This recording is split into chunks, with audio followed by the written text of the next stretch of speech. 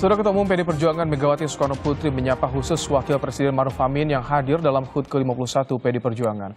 HUT PDIP kali ini tak dihadiri oleh Presiden Joko Widodo yang sedang melakukan kunjungan ke luar negeri. Dalam salam pembukaan pidatonya, Megawati menyapa Wakil Presiden Maruf Amin. Dalam pidatonya, Megawati mengatakan bahwa PDIP hanya mengundang kepada mereka yang bersedia hadir. HUT PDIP kali ini tak dihadiri oleh Jokowi yang sedang melakukan kunjungan ke Filipina.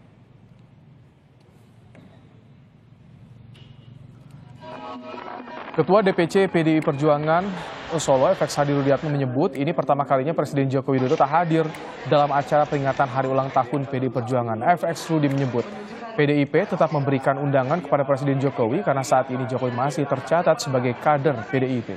Jokowi tak hadir dalam peringatan ulang tahun PDI Perjuangan karena tengah melakukan kunjungan ke 3 negara. Ulang tahun itu mesti hadir karena Pak Jokowi kan masih memegang PDI Perjuangan. Perkara sekarang berbeda, itu urusan di sana. Tapi PDI Perjuangan masih memberikan undangan.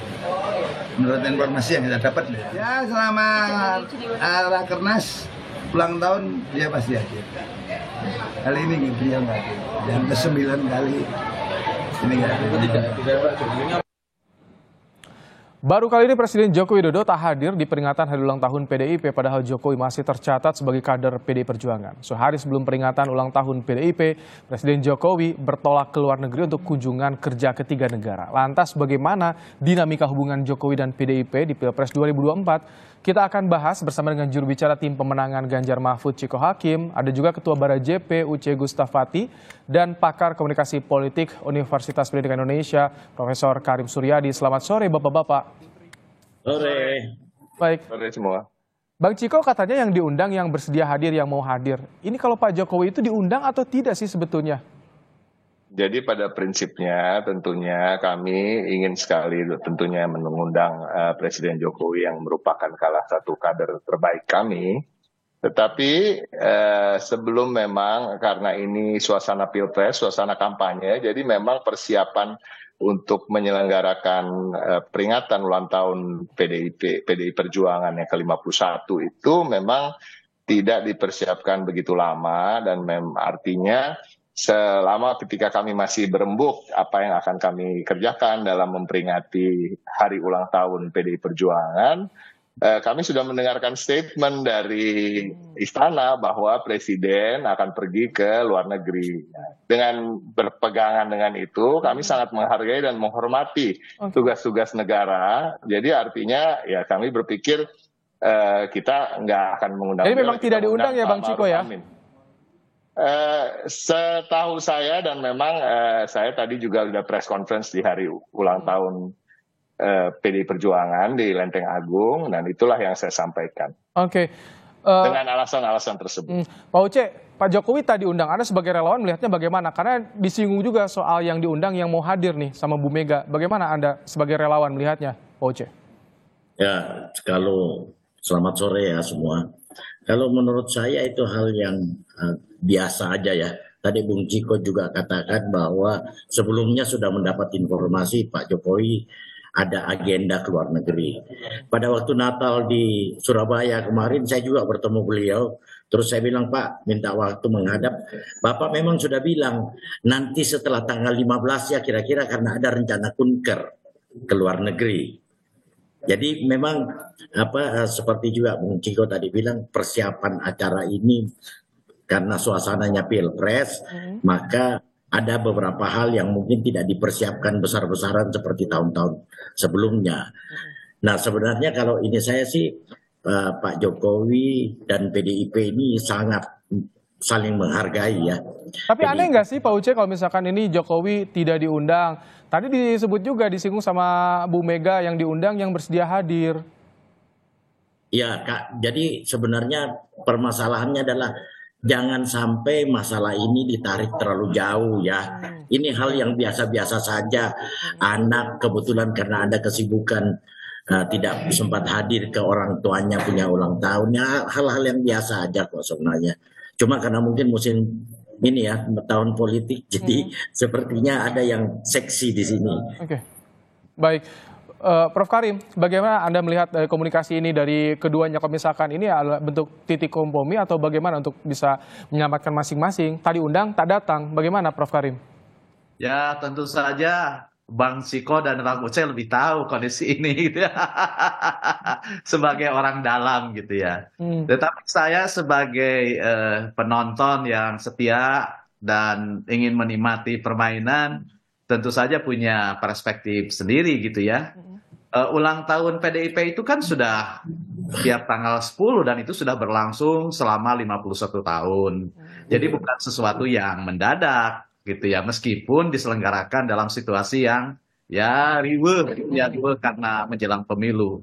Dan saya lihat kepergian presiden ke Filipina, ke Brunei itu kan bukan sesuatu yang bukan forum yang melibatkan banyak negara, direncanakan oleh banyak kepala negara, tapi kunjungan bilateral gitu ya.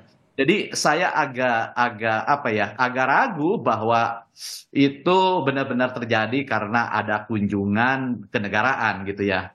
Melihat bahwa ulang tahun PDIP setiap tanggal 10, ya tentu saja kan presiden bisa mengatur jadwal. Ini bisa dibaca sengaja menghindar Pak Jokowi, Prof. Karim? Ya, saya tidak mengatakan itu, tetapi sulit untuk tidak mengatakan itu gitu ya. Sepertinya ini sebuah kebetulan yang direncanakan gitu ya. Begitu, sebuah kebetulan yang direncanakan. Jadi saya ingat ada sajak David Prost yang sangat klasik, ada dua jalan melintang di hutan. Saya coba jalan yang lain yang belum dilalui untuk menemukan sesuatu. Jadi melihat ini sebuah pilihan jalan yang berbeda. Tapi saya tidak mengatakan seperti orang lain mengatakan, oh cintanya sudah berakhir. Enggak. Dalam politik kan tidak melibatkan cinta seperti itu. Kalau tarik mau serius, menurut saya ini persekutuan politik yang sudah mulai terancam gitu ya. Baik, saya ingin ke Bang Ciko. Bang Ciko, ada yang membaca tadi kebetulan yang disengaja, Bang Ciko. Karena kalau ulang tahun kan sudah diketahui tiap tanggal 10 Januari, Bang Ciko. Ibrahim nih nggak tahan banget dia pengen. Bukan nggak tahan, karena ini banyak juga publik yang bertanya. Kok sampai ini, karena kata Pak Rudi juga baru kali ini Bang Ciko tidak dihadiri Pak Jokowi. Jadi gini, pada prinsipnya yang saya sampaikan tadi tidak berubah, bahwa tentunya kami ingin sekali mengundang mungkin sebanyak-banyaknya warga masyarakat maupun kader terbaik kami dimanapun mereka berada. Tetapi memang dalam suasana pemilu ini, suasana kampanye ini, persiapannya juga sangat pendek, dan begitu pula penentuan di mana itu dilaksanakan. Makanya kami melaksanakannya sangat sederhana. Ada 51 orang yang diundang, tokoh dari luar partai, dan ini juga sebenarnya hanyalah semacam pembukaan dari peringatan hari ulang tahun itu sendiri. Justru jam 4 sore ini dan jam 7 malam ini serentak di seluruh Indonesia, DPC, DPD, maupun sampai ke ranting dan anak ranting itu merayakannya bersama rakyat. Nah, ini yang menjadi perintah dari Ketua Umum. Nah, ini yang memang kita ingin tonjolkan, bahwa kita ingin merayakan hari ulang tahun ini tidak bersama elit-elit, tetapi bersama rakyat, seperti juga kembali kepada konsistensi Partai Demokrasi Indonesia Perjuangan yang selama ini memang core-nya adalah bergotong royong bersama rakyat, dekat dengan rakyat, partainya wong cilik. Nah, itu pada prinsipnya itu aja. Nah, tetapi tadi disampaikan kan, memang ya itu tadi alasannya, karena sebelum kami mempersiapkan acara ini sudah ada semacam statement bahwa Pak Jokowi akan mengadakan kunjungan ke luar negeri. Nah, itulah kami menghormati, kan seperti yang diinginkan juga oleh masyarakat, bahwa ya kita menghormati loh, tugas partainya ada tugas negara yang lebih besar daripada tugas-tugas di partai. Baik. Pak Uce, tadi di pidato pemerintah ulang tahun, Bu Mega menyinggung soal netralitas TNI Polri, aparat, dan juga ada menyinggung soal relawan yang menjadi pemenangan Jokowi juga, terus kasus pengeroyokan. Bagaimana Anda melihat arah atau makna yang disampaikan oleh Bu Mega di pidato tadi, Pak Uce? Ya, kalau menurut saya tentang peran relawan, saya cuma ya ini kan masalah ini ya, saya mau bahas masalah ini. Masalah relawan itu sebenarnya kan, relawan itu tidak pernah mengklaim bahwa mereka menjadi unsur penentu dalam memenangkan seorang capres. Karena kan capres lain juga punya relawan. Tapi bahwa relawan berperan, tetapi kalau mau dibilang satu-satunya faktor itu menjadi tidak ini juga, menjadi tidak elok juga. Tapi kami punya peran. Ada ranah yang tidak bisa parpol masuk, ada ranah yang relawan tidak bisa masuk. Kemenangan Pak Jokowi di 2014 dan 2019 karena dua elemen ini bisa saling mengisi. Oke. Jadi Kalau tadi soal ada, relawan disinggung sama Bu Mega, jadi artinya apa nih menurut Anda, Pak Uce? saya rasa tidak ada maksud apa-apa. Ibu Mega juga sebelumnya kan sudah pernah berbicara tentang Oke. tentang peran relawan. Oke. Ya kan? Jadi saya rasa tidak harus kita bahas ini bahwa ini Baik. harus menjadi polemik, enggak. Baik, Prof Karim, kalau Anda melihat dari pidato yang disampaikan Bu Mega ketika tadi di hari ulang tahun, bagaimana? Arahnya sudah jelas atau bagaimana, Prof Karim? Ya, saya tidak ingin menafsirkan apa yang disampaikan oleh Ibu Mega ya, karena pertama saya tidak melihat pidato secara keseluruhan gitu ya. Yang kedua, menurut saya pertanyaan tadi tentang kehadiran Pak Jokowi itu amat penting ya, amat penting penjelasannya. Mengapa tidak hadir? Mengapa amat penting? Karena orang awam sekalipun tahu bahwa Pak Jokowi itu diberi kehidupan oleh PDIP. Bahkan bukan hanya Pak Jokowi ya, putranya, menantunya gitu ya. Nah, jangan sampai ada kesan bahwa kok orang sudah dikasih maaf ya, dikasih makan, dikasih hidup, dikasih jalan, kok bersikap seperti itu. Oke. Apa saya lebih concern ke hal itu? Karena saya sebagai pendidik, sehari-hari mengajar etika politik, partai politik, saya ingin melihat gitu ya, ada political platform yang jelas, ada preferensi politik yang dibangun oleh politisi, sehingga hubungan seseorang dengan partai politik itu tidak seperti hubungan orang yang belanja di kafe gitu ya, yang datang sekali itu. Tidak. Kenapa? Kenapa itu penting? Karena preferensi politik yang dibangun oleh politisi itu akan nular kepada masyarakat, sehingga masyarakat akan jelas punya panduan gitu. Apalagi PDIP sebagai partai yang menurut saya sangat kental membina ideologi. Kalau politisinya dengan mudah berpindah partai, balik kanan, jangan harap preferensi kepartaian rakyat tumbuh. Nah, ini yang juga jangan sampai hanya ya, menjelang pemilu saja dibutuhkan, tetapi orientasi ini yang dipertanyakan ya Prof Karim, ketika ada cenderung arah seperti itu yang Anda baca, kenapa PDIP tidak begitu frontal terhadap Jokowi? Apakah ini juga masih ada pertimbangan soal elektoral, Jokowi effect? Tapi nanti kita akan bahas usai jeda. Tetap bersama kami, Bapak-Bapak di Kompas Petang. Dialog Kompas Petang membahas soal ketidakhadiran Presiden Jokowi di acara hari ulang tahun PDIP. Kembali kita akan lanjutkan. Ada Ciko Hakim, Uce, dan juga Prof Karim. Bang Ciko, ini sampai video Presiden tidak diminta, tidak ada undangan juga. Bagaimana Anda ini dari PDIP? Memang sengaja tidak mempersiapkan untuk mengundang Jokowi meminta videonya, atau bagaimana ini? Enggak, memang fokus daripada 51 tahun bersama rakyat ini, itu adalah tema dari ulang tahun Partai Demokrasi Indonesia Perjuangan kali ini yang ke-51 adalah memang mengedepankan soal gotong royong kami bersama rakyat. Dan justru salah satunya ingin menegaskan bahwa perjuangan PDI Perjuangan ini adalah perjuangan yang mengedepankan kerjasama dengan rakyat, bukan dengan elit gitu. Elit comes and go. Elit itu datang dan pergi, tapi rakyat itu yang pasti gitu. Nah, tapi beberapa kali dipuji-puji terus loh, Bang Ciko. Itu ada Pak Jokowi kan dipuji-puji sebagai kader terbaik. Masa kekuasaannya ada.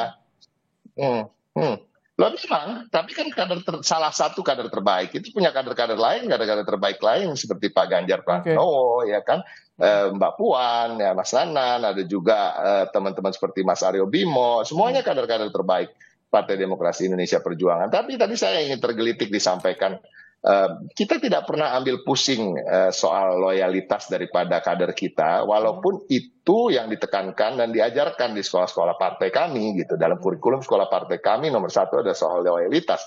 Nah, kembali lagi tadi yang Prof Karim sudah sangat merepresentasikan apa yang ingin saya katakan, bahwa biarlah khalayak yang menilai, ya kan, siapa yang pernah besar bersama PDI Perjuangan dan siapa yang meninggalkan PDI Perjuangan. Tetapi kalau bisa dilihat, PDI Perjuangan bukan baru sekali ditinggal oleh kadernya, sudah berkali-kali, bahkan ditinggal gerbong-gerbongan untuk membuat partai baru juga pernah. Tapi pernahkah kami meributkan hal tersebut? Kan tidak pernah. Kami juga tidak pernah menahan-nahan siapapun yang ingin bergabung maupun ingin meninggalkan PDI Perjuangan. Pada prinsipnya nomor satu yang kami perjuangkan dan yang penting yang jangan pergi dari kami adalah rakyat.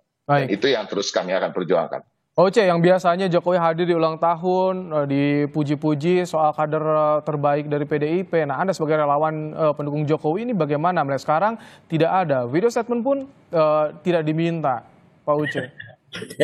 Jadi kami berapa kali juga bikin acara, kami jangankan PDIP, kami aja relawan kadang-kadang merasa bahwa untuk acara ini tidak perlu merepotkan seorang presiden. Terlebih yang saya dengar bahwa justru ada dari PDIP mendorong Pak Jokowi memprioritaskan tugas kenegaraannya.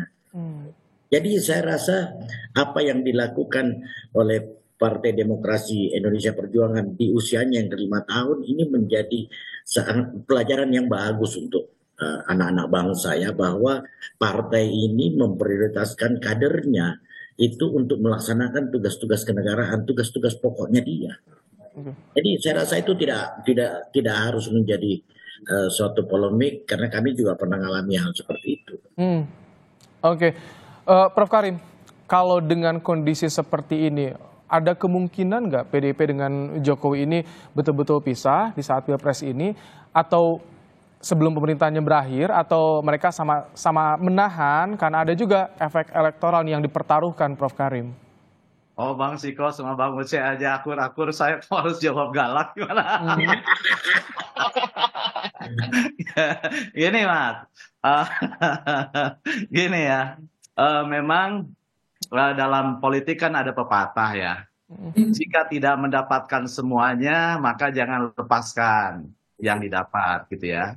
Memang kan ini ada masalah elektoral memang, karena memang ada simpatisan Jokowi, murni Jokowi, mereka yang mengidentifikasi dengan Jokowi, artinya kemanapun Jokowi pergi dia akan ikut.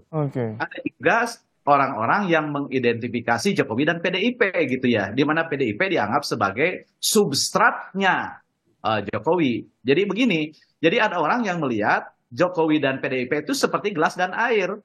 Yang menentukan bentuknya itu adalah substrat, bentuk. Jadi Jokowi akan berbeda ketika dia pindah ke partai lain dengan Jokowi yang ada di PDIP, kan gitu ya. Coba aja Anda lihat, pemain sepak bola hebat manapun ketika pindah ke sebelasan, performanya akan beda, tampilannya akan beda. Karena seperti hanya pemain bola dan klubnya, politisi dan partai politik itu seperti air dan gelas, karena gelas menjadi substrat. Itu yang pertama. Yang kedua, mengikuti logika yang dibangun oleh Bang Use dan Bang Siko, ini boleh jadi kali ini PDIP mentolerir Jokowi sebagai kepala negara, menjalankan tugas negara di atas tugas kepartean gitu loh, di atas tugas partai gitu. Itu yang kedua. Tapi terlepas dari itu semua, yang ingin saya katakan adalah tadi sekali lagi, kita kan sekarang sedang membangun etika politik dengan pemilu itu. Jangan sampai ada etika standar ganda bahwa kita harus mendorong. Kalau memang kita ingin menegakkan etika yang dibangun, bahwa politisi harus punya rasa hormat kepada partai yang membesarkannya, nah maka kita ingatkan gitu loh, bahwa loyalitas kepartaian, preferensi kepartaian itu penting dijaga, karena ini akan menular kepada warga. Sehingga warga nanti akan memiliki kompas, bukan saja ketika akan memberikan suara di hari pemiluan, tetapi masyarakat punya kompas untuk menilai bagaimana kebijakan yang diambil oleh pemerintah, pernyataan resmi yang dikeluarkan oleh pemerintah, koalisi yang dibangun oleh politisi dalam menghadapi pemilu. Itu penting bagi masyarakat. Jadi saya lebih concern pada bagaimana kita memperkuat partai politik sebagai elemen penting dari demokrasi yang akarnya pada kesantunan politik dan partainya. Baik. Terakhir, Bang Ciko sikat, jadi bagaimana hubungan PDIP dengan Jokowi saat ini? So far so good. Jadi amin. Kami tidak ada permasalahan dan kalaupun ada tidak menjadi fokus kami pada saat ini. Saat ini kami ingin fokus untuk memenangkan pertarungan Pilpres ini satu putaran seperti perintah Ketua Umum tadi. Di hari ulang tahun. Terima kasih Bang Ciko Hakim, juru bicara Oke. TPN Ganjar Selamat Mahfud, ulang tahun, Prof. Bang Ciko. Karim Suryadi, pakar komunikasi politik, dan sebelumnya ada Pak Uce Gustaf, Ketua Bara JP, sudah out duluan. Terima kasih Bapak-Bapak.